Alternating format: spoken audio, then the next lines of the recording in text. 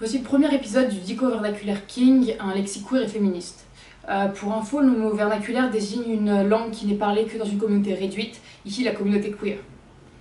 Le titre de cette vidéo s'inspire du livre The Queen's Vernacular Gay Lexicon de Bruce Rogers, où on peut trouver la supposée première mention écrite du drag king. Il a été publié en 1972.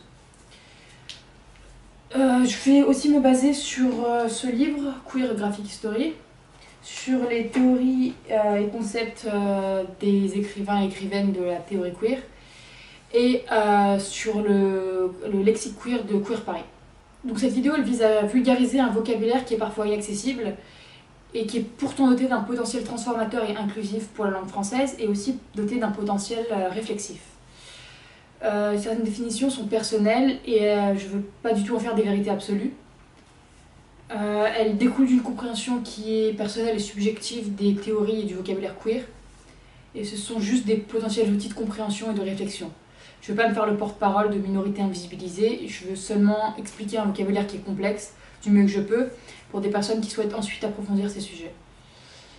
Je tiens aussi à préciser que je ne peux pas être exhaustif, et donc que dans chaque thème j'ai choisi un certain nombre de mots, mais que je ne pouvais pas trop m'étaler pour que ça reste digeste.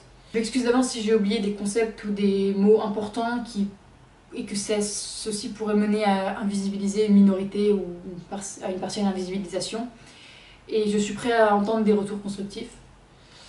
Je voudrais aussi parler de ma position personnelle et de mes privilèges. Je suis blanc, européen, je suis valide, neurotypique, je suis issu d'un milieu favorisé. Je suis concernée par l'homosexualité, par la transidentité et par la non-binarité. J'ai publié cette vidéo notamment sur la page des Kings Sauvages, et donc je porte aujourd'hui la moustache et le bouc parce que le drag king c'est un art mais c'est aussi un outil politique, et porter la moustache en tant que personne assignée femme à la naissance, c'est un signe de posture, ça montre une posture de déconstruction.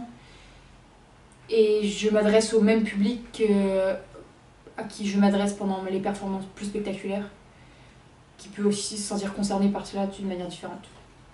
Je vais parler d'une vingtaine de mots qui sont réunis dans 4 grands thèmes: les mouvements liés au féminisme, les termes positifs inclusifs, l'invisibilisation des minorités et les concepts issus des études de genre et de la théorie queer. Donc pour cette version audiovisuelle, je vais utiliser une langue la plus simple possible. Il y a aussi une version écrite qui est plus détaillée que je peux vous transmettre sur demande.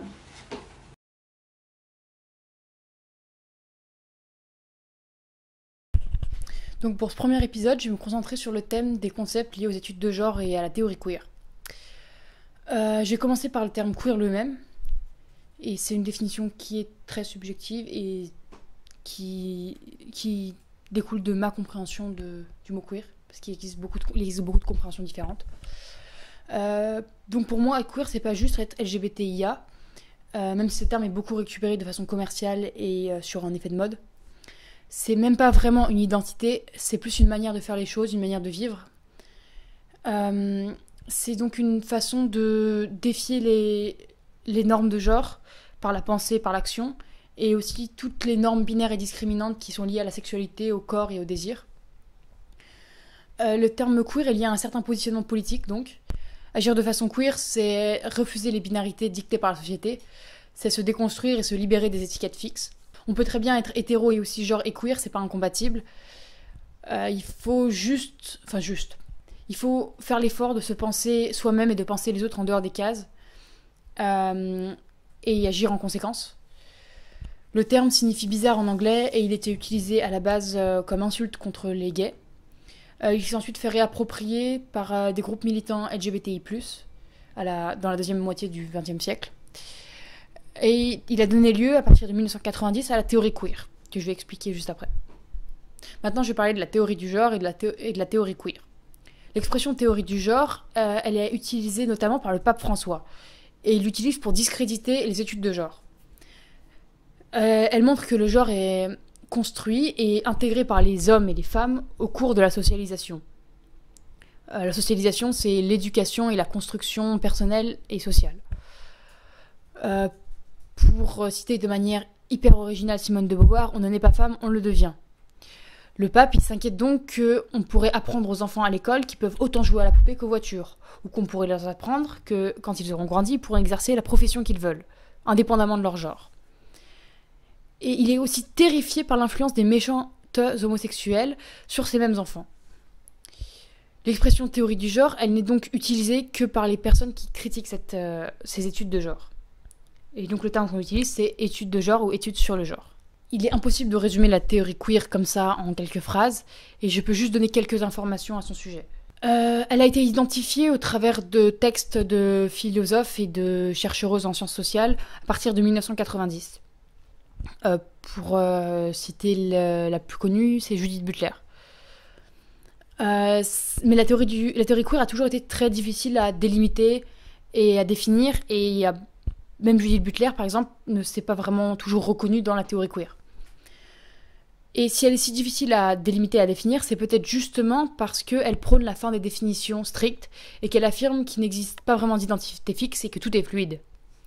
Dans la théorie queer, on ne dirait pas « on ne naît pas femme, on le devient », mais on dirait plutôt quelque chose comme « on ne naît pas femme ni on le devient », mais on copie seulement inlassablement et inconsciemment un modèle qui n'a pas d'original. Ces recherches, elles s'intéressent donc au genre, elles tentent de dépasser les binarités, de dépasser le concept d'identité et d'essence, et elles tentent de sortir des catégories. Elles n'affirment aucune vérité absolue. La théorie queer montre plutôt que toute réalité ou vérité est liée à son contexte et donc relative, et elle étudie les relations de pouvoir et de domination. Donc, l'hétérosexisme et l'hétéronormativité. L'hétérosexisme, c'est un système d'organisation sociale. Il impose au niveau institutionnel des normes homophobes et sexistes. Il crée aussi une dynamique de domination de l'hétérosexualité sur les autres types de sexualité ou de relations. Les conséquences sont juridiques, culturelles et sociales. L'hétéronormativité, c'est un système, mais de pensée cette fois, qui impose l'hétérosexualité comme la norme dominante et qui produit une vision minoritaire et dégradée de toutes les relations étrangères à une relation hétérosexuelle, monogame, binaire et cisgenre. Ce système, il crée un univers symbolique qui est composé de binarités. Les binarités, c'est des binarités de sexe, de genre, d'orientation, de sexualité, de rôles sociaux. Ces deux systèmes obligent les femmes à la soumission aux hommes et leur imposent l'hétérosexualité. Ce sont aussi la cause de la nécessité de faire son coming out en tant que lesbienne et de l'absence de cette nécessité en tant qu'hétéra, par exemple. Ce sont aussi l'origine des violences contre les personnes LGBTIAQ+, des discriminations et de la faible représentation ou invisibilisation de ces personnes, etc., etc. Je vais parler maintenant des concepts de réification et de naturalisation qui sont plutôt complexes.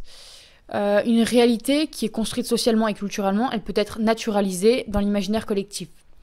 Ça veut dire que cette réalité qui est culturelle, elle est perçue pourtant comme naturelle et évidente. Alors qu'en fait, elle n'est due qu'à une culture précise et à des normes sociales qui sont intégrées par les personnes qui vivent dans cette culture.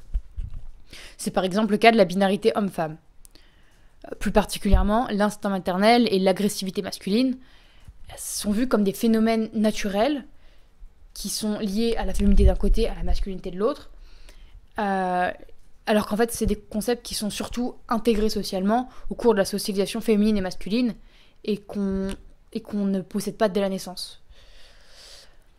La réification, du coup, c'est la transformation de quelque chose qui est mouvant ou abstrait en quelque chose de fixe ou de concret. La réification, elle transforme une relation humaine particulière en système. Dans notre société, les relations hétérosexuelles ont ainsi été réifiées historiquement. C'est-à-dire que l'on considère que ce genre de relation, ce n'est pas une possibilité, mais c'est une norme naturelle. On ne parle plus vraiment de relations hétérosexuelles, mais d'hétérosexualité. La performativité, c'est un concept qui a été théorisé particulièrement par Judith Butler. Il faut différencier performativité de performance. La performance qu'on peut voir sur scène, par exemple. La performativité, elle se joue dans la vie quotidienne. Dans Troubles dans le genre, Judith Butler écrit « La performativité n'est pas un acte unique, mais une répétition et un rituel qui produit ses effets à travers un processus de naturalisation qui prend corps, un processus qu'il faut comprendre en partie comme une temporalité qui se tient dans et par la culture. » Voilà, c'est totalement indigeste, très peu compréhensible, juste dit comme ça. Et c'est un peu le propre de Judith Butler, en fait, et c'est ce qui est beaucoup critiqué dans la théorie queer, c'est que c'est un peu du jargon. Et C'est bien parce que ça pousse très loin les concepts, mais c'est pas du tout accessible. Donc je vais essayer d'expliquer du mieux que je peux. La performativité, c'est la production d'une réalité par son énonciation répétée. Par exemple, le genre est performatif. On se comporte comme une femme ou comme un homme, selon comment notre société définit l'homme et la femme normativement. On s'identifie comme tel, et jour après jour, on porte des vêtements et on s'entraîne à maintenir une posture qui est propre à son genre. On recrée l'image de la femme ou de l'homme et on se persuade que tout cela est naturel et inné. Inné, ça veut dire qu'on l'a depuis notre naissance. Alors que c'est en fait un processus de construction qui est réglé par des normes sociales intégrées. C'est en fait un cercle vicieux. On copie une image qu'on produit nous-mêmes. On éduque par exemple les petites filles à être sensibles et empathiques, et on va leur reprocher quand elles sont trop agressives ou quand elles sont trop égoïstes. Et ainsi, quand elles sont adultes, on peut dire « Regardez, c'est une femme et elle est sensible, donc l'essence de la femme, c'est d'être sensible ». On performe notre genre dans notre vie quotidienne, comme un drag king performe la masculinité sur scène, de façon ni plus ni moins naturelle. Je peux. Donc pour finir, la subversion. La subversion, c'est l'action de bousculer, d'interroger ou de renverser les normes, les institutions et l'ordre établi. On parle souvent de subversion en lien avec des œuvres militantes et ou artistiques. Le drag king est un art politique qui se veut subversif. Les militantes drag king contestent les normes de genre et critiquent également la binarité et la masculinité toxique. Ça passe entre autres par la parodie.